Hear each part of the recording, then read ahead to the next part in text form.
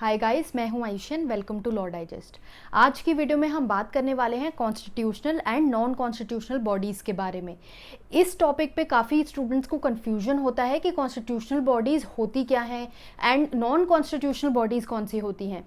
तो सबसे पहले let me tell you, constitutional bodies as the name itself suggest is such a body जो constitution में mentioned है, जिसकी powers, functions, everything is derive from the constitution. And अगर कोई चेंज होना होता है ऐसी बॉडी में तो वो थ्रू कॉन्स्टिट्यूशनल अमेंडमेंट ही किया जाता है।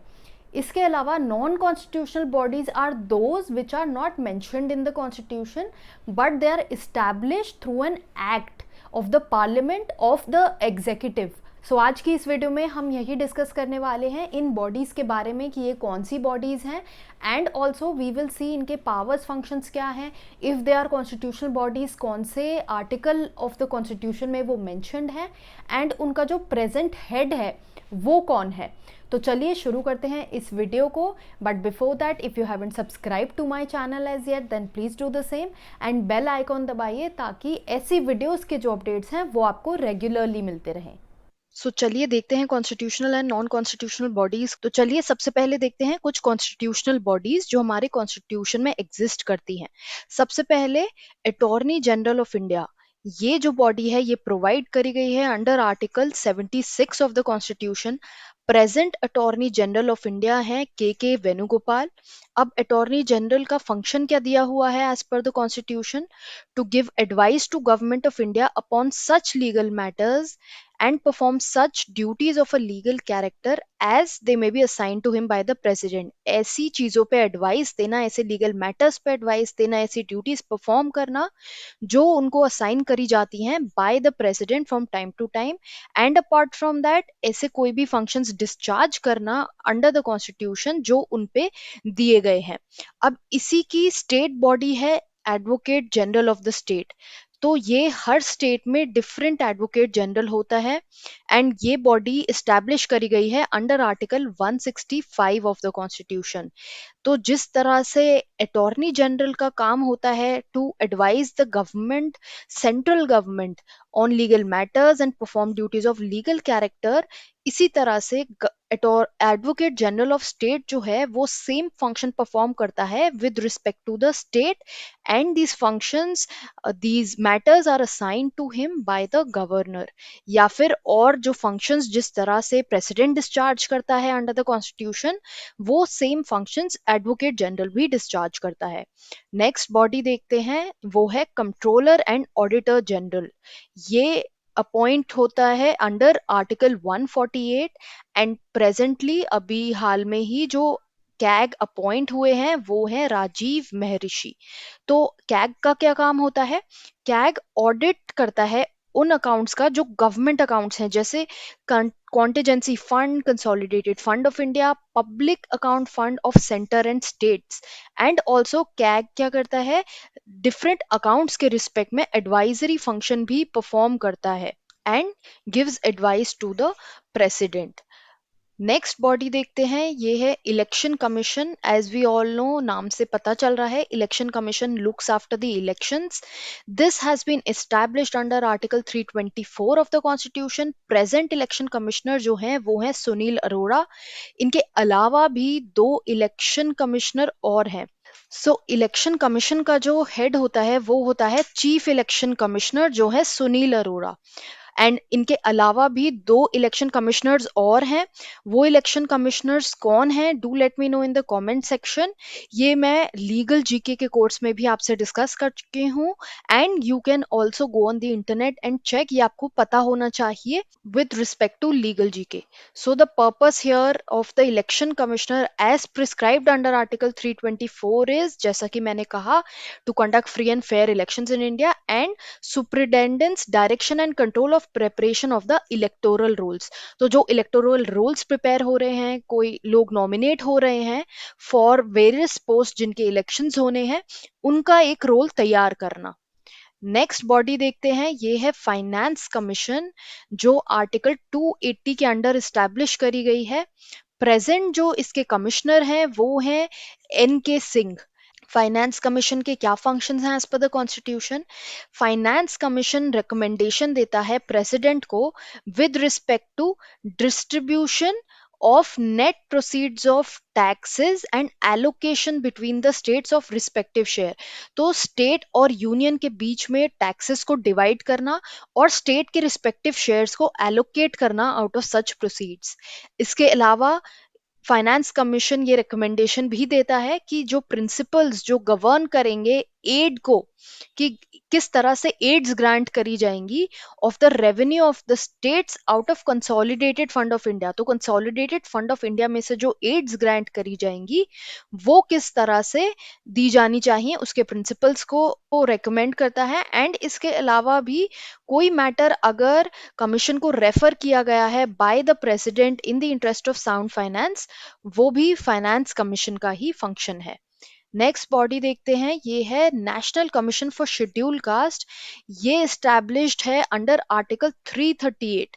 Now as you all know, हमने अमेंडमेंट्स वाली वीडियो में भी डिस्कस किया था कि पहले जो है कॉमन बॉडी हुआ करती थी national commission for schedule castes and schedule tribes. अब ये जो कॉमन बॉडी है, ये इसको पहले तो कॉन्स्टिट्यूशनल स्टेटस मिला थ्रू एन अमेंडमेंट। उसके बाद इस बॉडी को NCSC/ST को डिवाइड कर दिया into national commission for schedule caste and separately national commission for schedule tribes. अब ये हुआ था थ्रू 89th अमेंडमेंट। तो national commission for schedule caste का क्या पर्पस था? To monitor and report about the implementation of constitutional safeguards for schedule caste. क्योंकि schedule caste काफी ओप्रेस थे आफ्टर इंडिपेंडेंस, तो उनको सेपरेट कॉन्स्टिट्यूशनल स्टेटस दिया गया, उनके लिए बॉडी बनाई गई। और उस बॉडी का जो काम था वो ये था कि शेड्यूल कास्ट के जो इंटरेस्ट हैं वो सेफगार्ड रहे, उसको चेक करना। सो प्रेजेंट चेयरमैन जो हैं NCSC के, वो है राम शंकर कैथीरिया। इसी की तरह national commission for schedule tribes भी एग्जिस्ट करता है, जो आया था through 89th amendment under article 338A। And इसके जो चेयरमैन हैं वो हैं नंद कुमार साय, और इनका भी यही फंक्शन है to check, to monitor and implement constitutional safeguards for the scheduled tribes। As you all know, ऐसे ही एक और बॉडी है national commission for backward classes, जो पहले उसी कॉमन बॉडी के अंडर फॉल करती थी, बट नाउ इसको भी सेपरेट स्टेटस दे दिया गया है थ्रू विच अमेंडमेंट?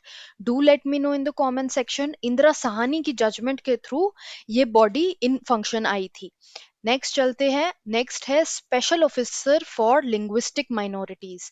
अब ये जो बॉडी है ये एस्टैब्लिश हुई है अंडर आर्टिकल 350B। इसको हम national commission for linguistic minorities के नाम से भी जानते हैं। अब जैसा कि आप जानते हैं कि स्टेट्स का रीऑर्गेनाइजेशन हुआ था लिंग्विस्टिक बेसिस पे, सो ये हुआ था थ्रू अमेंडमेंट नंबर 7, जहां पर एक रिकमेंडेशन ये थी कि एक special officer for linguistic minorities भी एस्टैब्लिश किया जाए। एंड इस बॉडी का क्या फंक्शन होगा? To monitor and report the working of constitutional safeguards for linguistic minorities. Linguistic minorities के इंटरेस्ट को प्रोटेक्ट करना। प्रेजेंटली ये जो पोजीशन है ये अभी खाली है, क्योंकि मई में ही जो स्पेशल ऑफिसर थे वो रिटायर हुए हैं। सैयद रिजवी जो थे वो पहले ऑफिसर थे, special officer for linguistic minorities, but अब वो मई में रिटायर हो गए हैं। And presently the VP is looking after such affairs and the commissioner is yet to be appointed। Next चलते हैं, नेक्स्ट बॉडी है UPSC, union public service commission. ये हम सभी जानते हैं, काफी फेमस है। जो लोग सिविल सर्विसेज के लिए तैयारी कर रहे हैं दे मस्ट बी अवेयर कि UPSC का एक्चुअल में फंक्शन क्या है। सो ये बॉडी जो है, इसके जो फंक्शंस हैं ये आर्टिकल 315 टू 323 में गिवन है।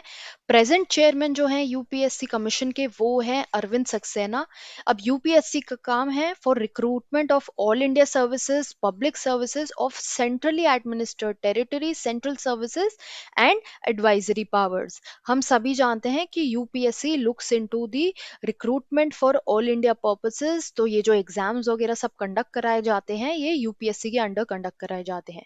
इसी तरह से स्टेट में बॉडी है स्टेट पब्लिक सर्विस कमीशन, जिसमें हर स्टेट में अलग चेयरमैन होता है। ये भी आर्टिकल 315 टू 323 में गिवन है। इसका पर्पस वही है जो यूपीएससी का है, बस इनको स्टेट में फंक्शंस परफॉर्म करने होते हैं, जैसे कि conduct examinations, recruitment of for appointment to services to states, advise methods for recruitment to various civil services of the states, then advise on principles जो follow करने हैं इन appointments को करने के लिए, transfer कैंडिडेट्स का एंड उनके प्रमोशंस के बारे में देखना, एंड अपार्ट फ्रॉम दैट कोई भी डिसिप्लिनरी मैटर जो किसी गवर्नमेंट सर्वेंट को अफेक्ट करता है उसके बारे में एडवाइस करना। इसी के साथ जो कॉन्स्टिट्यूशनल बॉडीज हैं वो खत्म होती हैं। अब जल्दी से non constitutional bodies of India भी देख लेते हैं साथ में। तो non constitutional bodies of India, जैसा कि मैंने कहा, ये वो बॉडीज हैं जिनके बारे में कॉन्स्टिट्यूशन में मेंशन नहीं है। ये इस्टेब्लिश करी गई हैं through a law by the executive. तो अब ये बॉडीज कौन सी हैं? सबसे पहले देखते हैं नीति आयोग, जिसे हम पहले प्लानिंग कमीशन के नाम से भी जानते थे। अब प्लानिंग कमीशन, सबको पता है कि प्लानिंग कमीशन का काम है to make a 5 year plan for the government. तो इसके जो चेयरमैन होते हैं वो होते हैं हमेशा the prime minister, that is Narendra Modi. इसी तरह से नेशनल डेवलपमेंट काउंसिल भी एक नॉन कॉन्स्टिट्यूशनल बॉडी है जो इस्टेब्लिश हुआ था through the recommendation of the first 5 year plan. जो पहला 5 ईयर प्लान आया था उसके थ्रू ये बॉडी इन एग्जिस्टेंस आई थी। इसके भी चेयरमैन पीएम होते हैं।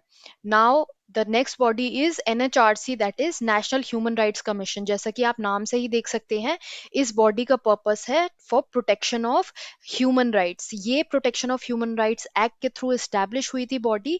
इसका जो चेयरमैन होता है वो हमेशा एक्स चीफ जस्टिस होता है। कोई रिटायर्ड चीफ जस्टिस जो इंडिया के हैं वो इस बॉडी के चेयरमैन होते हैं। प्रेजेंट जो चेयरमैन है वो है जस्टिस एच एल दत्तू। इसी तरह से state human right commission exist करता है इन स्टेट्स, और हर स्टेट का अलग चेयरमैन होता है। इसके बाद CBI, we know, central bureau of investigation, वो बॉडी है जो एक ट्रांसपेरेंट बॉडी है, ब्राइबरी और करप्शन के केसेस को देखती है, एंड उसका जो चेयरमैन है वो है ऋषि कुमार शुक्ला। इसी तरह से सेंट्रल विजिलेंस कमीशन भी एक नॉन कॉन्स्टिट्यूशनल बॉडी है। ये विजिलेंस एक्टिविटीज कंडक्ट करती है। ये इस्टेब्लिश हुई थी अभी रिसेंटली, जब हमने कमिटीज वाली वीडियो देखी थी वहां पर मैंने बताया था कि के संथनम कमिटी के थ्रू ये रिकमेंडेशन आया था कि एक सेंट्रल विजिलेंस कमीशन एस्टैब्लिश किया जाए। तो जो सेंट्रल विजिलेंस कमिश्नर हैं वो हैं श्री संजय कोठारी। इनसे पहले अभी जून में ही दूसरे विजिलेंस कमिश्नर थे जो इंटरिम विजिलेंस कमिश्नर अपॉइंट हुए थे, जो कि हैं शरद कुमार। एंड सीवीसी के अलावा 2 विजिलेंस कमिश्नर और होते हैं, आप अपने एंड से जाके इनके नाम भी देख लीजिए। के बाद जो बॉडी है वो है Lokpal and Lokayukta. Lokpal and Lokayukta looks into corruption cases against any public servant. तो इसके लिए फर्स्ट लोकपाल जो अभी बनाए गए हैं, जैसा कि मैंने अपनी लीगल जीके की वीडियो में जब हम रिवीजन कर रहे थे, I had asked this question, who is the first Lokpal of India? The first Lokpal is Pinaki Chandra Ghosh. इसके बाद आती हैं बॉडीज जो हैं central information commissioner and state information commission. अब सीआईसी जो बॉडी है वो इस्टेब्लिश हुई है under right to information act. They look into complaints with respect to RTI, कोई अपील्स हैं, कोई grievance है with respect to any information, that is the purpose of CIC। and present जो कमिश्नर हैं वो हैं श्री बिमल जुल्का। इसी तरह से सारी स्टेट्स में भी डिफरेंट इंफॉर्मेशन कमिश्नर्स हैं। तो इसी के साथ ये वीडियो खत्म होता है। In case you have any doubts, queries, do let me know in the comment section and do give me a feedback as to whether you like this video or not।